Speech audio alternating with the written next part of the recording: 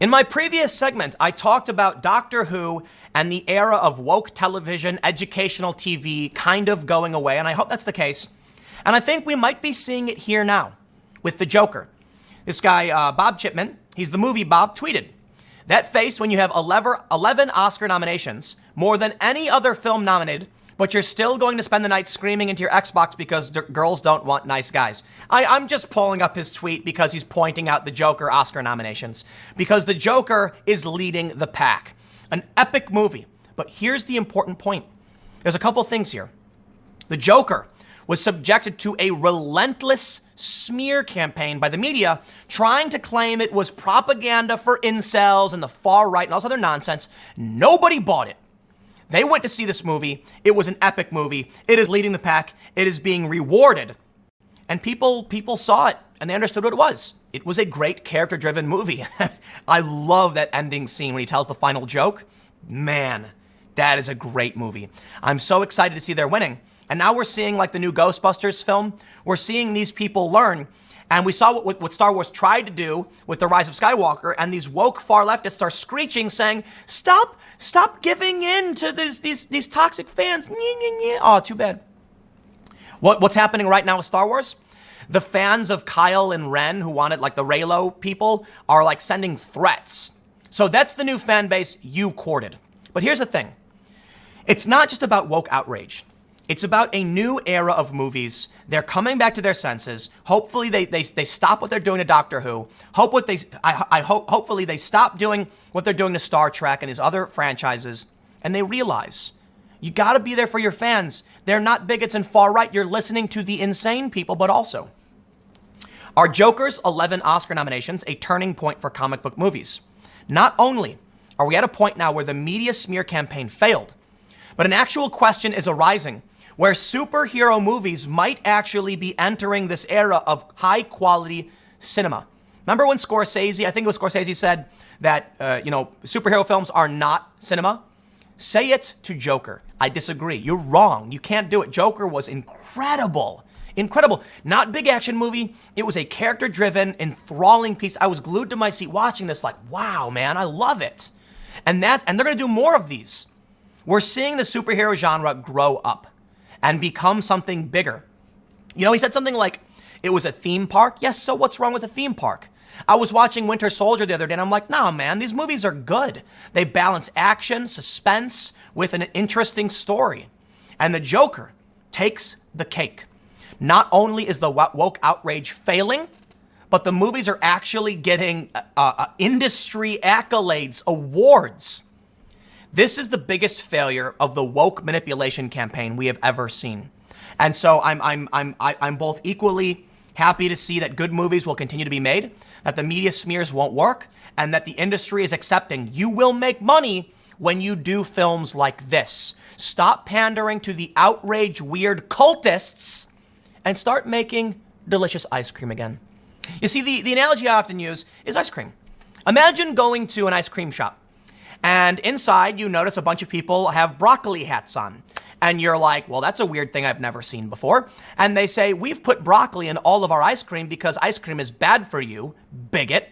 And now we've made healthy ice cream, broccoli flavored with broccoli. And so you say, I'm not interested, thanks. And you leave. The business starts doing bad.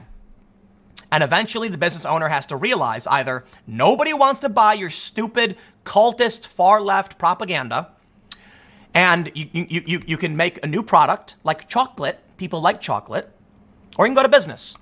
Well, The Joker was one of these movies that said, we're not going to do what you want. We are not going to make some woke outrage film. We're going to make chocolate ice cream. In fact, this was like double fudge swirl cookie dough chocolate with whipped cream on top, because it's literally a dude they claimed was like an incel icon. He's the Joker. And then they make the movie. And what happens? The people in broccoli hats show up with bricks, throwing bricks through your window, screaming, ah! But a year later, they're all gone. The broccoli people failed. And the ice cream, the restaurant industry bestows upon you 11 awards saying, you know what? The ice cream is actually really good. This means, as I stated with Ricky Gervais, The pushback against this is going mainstream, and that means as businesses start to recognize you are safe, you will make money, and you will be rewarded by the industry, this could be the end of the PC woke outrage. Let's read a little bit of the story from CBR. They say, people were generally expecting Joker to get a good amount of nominations for the 92nd Academy Awards, but few predicted that it would lead with the most, beating out other heavyweights like The Irishman, 1917, Once Upon a Time in Hollywood, all three of which are tied for a second with 10. Todd Phillips' box office smash was bestowed 11 nominations: Best Actor, Director, Picture, Cinematography, Editing, Adapted Screenplay. Certainly, a comic book adaptation has never garnered as much attention before in the Academy. The news is sure to excite fanboys for a number of reasons. Many would think this will open the floodgates for other comic book adaptations to be award winners, which the community likely feels has been a long time coming. There was a mild uproar in 2009 when The Dark Knight wasn't nominated for Best Picture, which many attribute to why the Academy increased the number of nominations for the category. 11 years later, we see another dramatically prestigious attempt at the Batman mythos with Joker, and it successfully garnered awards in all major categories. Is the Academy finally registering the potential the genre has as an art form? They say, first of all, Joker is hardly a superhero movie or even a comic book film. It's actually a bit erroneous that the movie is even nominated for Best Adapted Screenplay, as Phillips and Scott Silver's script doesn't ostensibly adapt any existing comic book. Sure, it features a titular character, Batman's most iconic nemesis, as well as a young Bruce Wayne and the boy's parents, but aside from a few nods here and there, that's all rather irrelevant. Phillips really wanted to do his own story, and the intellectual property from DC is little more than a marketing tool. This is a great launching point. I don't necessarily think it should happen, but I think they could do an amazing sequel if they did a more gritty, character-driven style of some kind of Batman story, showing the evolution of Arthur Fleck becoming the Joker and then why he becomes substantially more depraved. I think that would be incredible because in the movie, he's actually to a certain degree sympathetic. His benefits are cut. He's mentally ill. He's got no medication. He's bullied. He's beaten. And finally, he just snaps and he becomes a symbol. Now, he a nihilist. Becomes a symbol for those who want to push back against the wealthy, the anti-fascist types. That generated a lot of controversy. Conservatives were like, don't give them the Joker. And Antifa was like, that's not us. How dare you? I thought it was hilarious. The film takes more influence from early Scorsese films like Taxi Driver and The King of Comedy, and therein lies a crucial reason for it receiving its nominations. Scorsese has been a staple for the Oscars since the 1970s. And the borrowing of his aesthetic obviously proved attractive in the eyes of Academy voters. Once again, it's actually a bit inconsequential that the city in the film retains the name Gotham, as it clearly is meant to evoke the grit of New York in the 70s and 80s, and Phillips could have just as easily called his Joker a resident of the Bronx. And it didn't have to be the Joker. But here's the point I'm getting at, right? There's a reason why I'm reading the story combining these two ideas. Joker is a comic book movie. This is pandering to the fans. I don't want to say pandering, but it is fan serving. It was a movie made to say to the fans, we're going to do Joker right.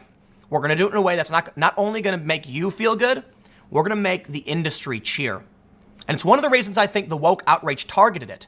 They want their adaptations to be intersectional. They want the new Iron Man to be, Riri or whatever her name is, the young black woman. They don't want a white male. They want the adaptations to be diverse and intersectional.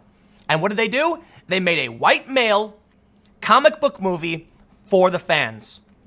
And they loved it. And everyone loved it. The woke outrage failed. Here's what I think we can see. There are a lot of comic book movies that were made in a bygone era of, American exceptionalism. It's kind of going away. Maybe it's coming back with Trump making America great again. I don't know. But now these comics are being made in their core likeness. They're making comics the way the comics were originally made. Instead of doing race and gender swaps and all that stuff, they're saying, we'll just make it the way the fans want to see it. It's the right thing to do. You want to make a character, right? A gay, a trans, a female. Make a character. Don't change a character. Okay, there's comics that people already like. But not only do I think marginalized communities are deserving of their own content, their own heroes, there's no reason to take it away from someone else and give a hand-me-down hero to a marginalized community. That's why I'm surprised they don't actually get on board saying, do better, make new characters. Some people might say the characters wouldn't sell. Okay, try a run. If that's what these people are asking for, try it. I'll tell you what though, these people don't buy comics. They have no intention of buying comics, and therein lies the big problem. It's not just comics, it's video games, it's movies, etc. So now, I'll keep this one short. You get the point. I am so excited to see Joker doing so well. It is a rebuke of all of the outrage, all of the attempts at crappy movies like Captain Marvel, because in reality, if you make good content for the fans, you will be rewarded, and that's a good thing. Hopefully, after what I was saying about Doctor Who, with stories like this, with the next Ghostbusters coming out, hopefully these movies prove a point. We want good stories. We want to be true to the source material with some, creative adaptation, sure. And we don't care if you want to put a narrative, a progressive idea or social justice in it. Just don't force it down everyone's throats with a heavy-handed bash over the skull. You can make a character in Joker who is a black woman and a doctor who says, they don't care about you. They will cut your benefits same as mine and I'm losing my job. And that message resonates with people. That's how you do it right. Hopefully they listen. I got one more segment coming up in a few minutes and I will see you all shortly.